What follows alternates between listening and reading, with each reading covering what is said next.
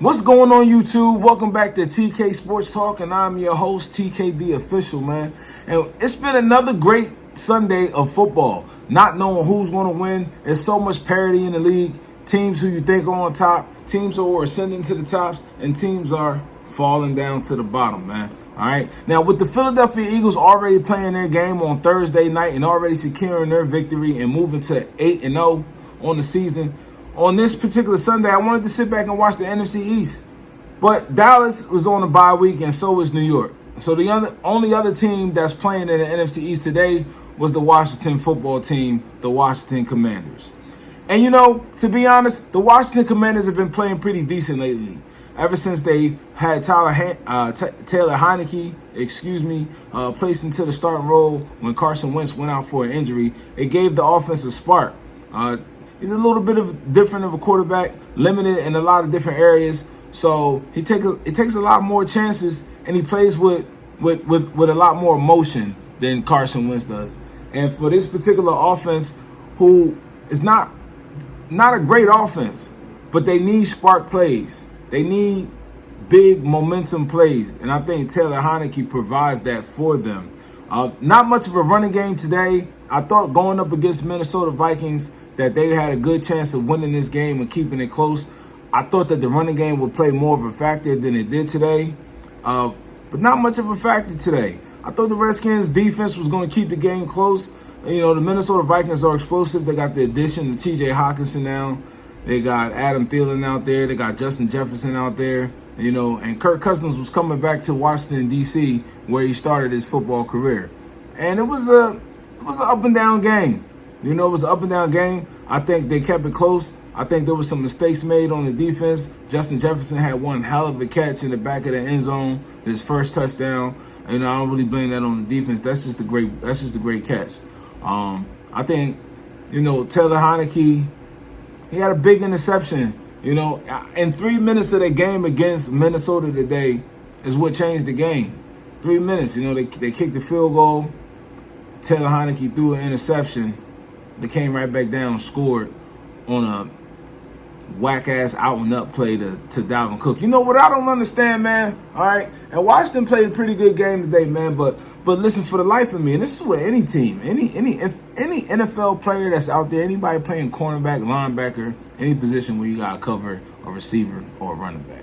If you're on the short side of the field and the receiver is running an out pattern, all right? Hey, look, you got the sideline right there, okay?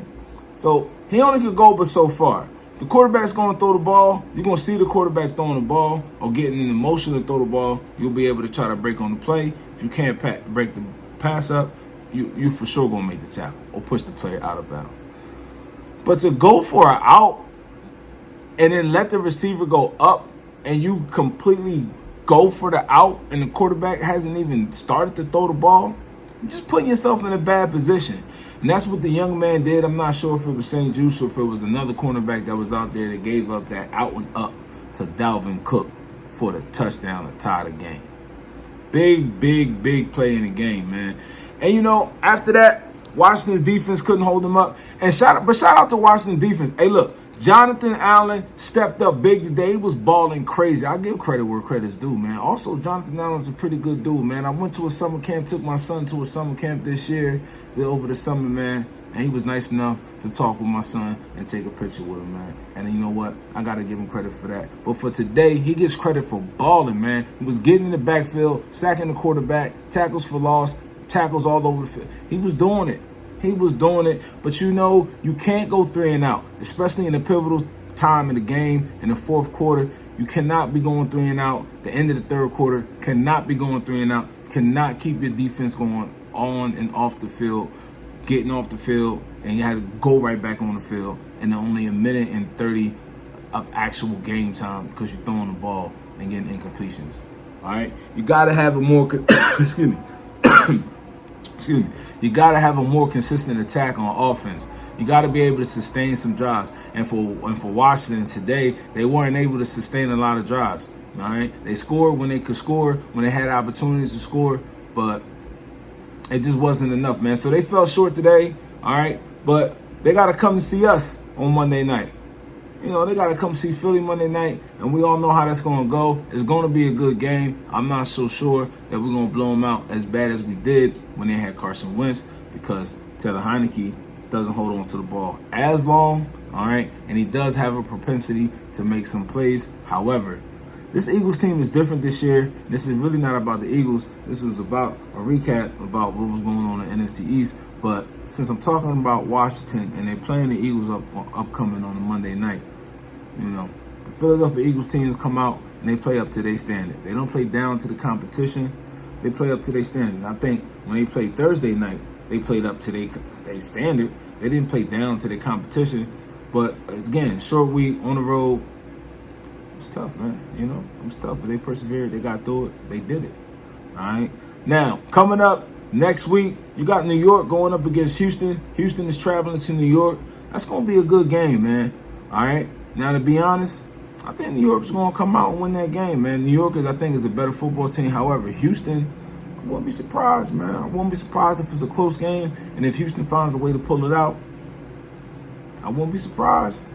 I wouldn't be surprised. However, if New York is the team that they think that they are, they should win this game by at least 6 points. All right, that's what I got on that. And then Dallas coming up against Green Bay. Is there not a worse looking team in the league right now? Right now, yes, Cincinnati just beat the doors off of Carolina today. But come on, man, that's Cincinnati, man. This was the team that was in the Super Bowl last year. Carolina got all kind of things. They trading everybody out the house. They getting everybody up out of there. I mean, everything is switching up in Carolina. I'm surprised that they was able to do what they did the last 2 weeks. All right? But Green Bay, what's going on in Green Bay? Whatever's going on in Green Bay, I hope it continues to go on when we play them. But what is going on with Green Bay and that bad man? That's something like to call him Aaron Rodgers. What's going on out there? They are getting slaughtered. They are not looking good. They're not executing on offense. The defense is trying to do the best that they can, but they're just not getting much. Not getting much, man. And I picked them to beat the Lions today. Man, they looking bad. So I can't pick them to beat the Cowboys next week. I can't do it. As much as I want to say that Green Bay was going to get right, if they would have beat the Lions today, I could have been like, okay, there goes some momentum going into next week. They're going to get right at the Cowboys' neck. But I think Cowboys going to steamroll them, man. You know what I'm saying? I think the Cowboys going to steamroll them, and what that's going to do is keep the division tight. So we just got to keep on winning, man. The NFC East is the NFC Beast. It's no longer the laughing stock of the league anymore. Even the Washington football team, the Washington Commanders, man, they will be 4-6 after they play the Eagles on Monday night, next Monday night. But they will be a respectable 4-6. They're a respectable 4-4. In fact, I think they were just as good as Minnesota Vikings today. They just couldn't get it done. For, turnovers. That's what's going to happen when you're a struggling football team and you're trying to win games. You can't turn the football over. You can't have bad penalties at the wrong time. And I know that's a part of the game, but that's a part of losing too. And that's why the Washington Commanders lost the football game today. Flat out, period. All right, but that's how the NFC East is looking. Washington football team is not a bad team, man. It's going to be a hell of a game coming up on Monday night. I think they're going to come to play. But I know we're going to come to play. So, we're going to get them out the way. Period. We're going to get them out the way. And it's going to be a convincing win. Cowboys going to win next week. Giants, they're going to win next week too, man. Who am I kidding, man? Come on to Texas, man. They don't got nothing for what the Giants got going on right now, man. The Giants coming off a bye week, playing with a lot of heart, playing with a lot of energy. It's one thing I will say about the New York Giants, man. They play hard. Say what you want to say about any team. They may not, Daniel Jones, he may not be the best quarterback out there. They may not have the best offensive line right now, all right? But they got a functional offensive line, and they got Saquon Barkley. Enough said. Wide receivers, I'm not sure who the wide receivers are, all right? But they believe, they play with an energy. on defense, they play with a ferociousness. I'm going to give credit where credit's due. Yeah, you already know how my team is. I ain't got to tell you how we rolling. Y'all already know. But the Giants, though, the Cowboys, those are two teams with some mean-ass defenses. The Eagles, a mean-ass defense. Washington, pretty good defense. Pretty good defense. And that's what the NFC East is looking like. So, it's looking like W's, more W's, and more W's. Sorry, Washington took an L today. They're going to have to take an L next week. Am I repeating myself? I feel like I'm becoming repetitive. I feel like I said Washington's going to lose next week already 3 times. Maybe this is already the 4th time. So we're not going to talk about that. It's not too much to say today in this particular video when it comes to talking about the NFC East because the Cowboys and the Giants had a bye week. So I got to pick on Washington. But I don't want to pick on them too bad because I think they played a good game today, man. Again, I really do. I don't have the numbers here in front of me, and I'm not going to oversaturate you guys with the highlights on this particular game. But the Washington football team, y'all played a decent game today, man. The offense let you down.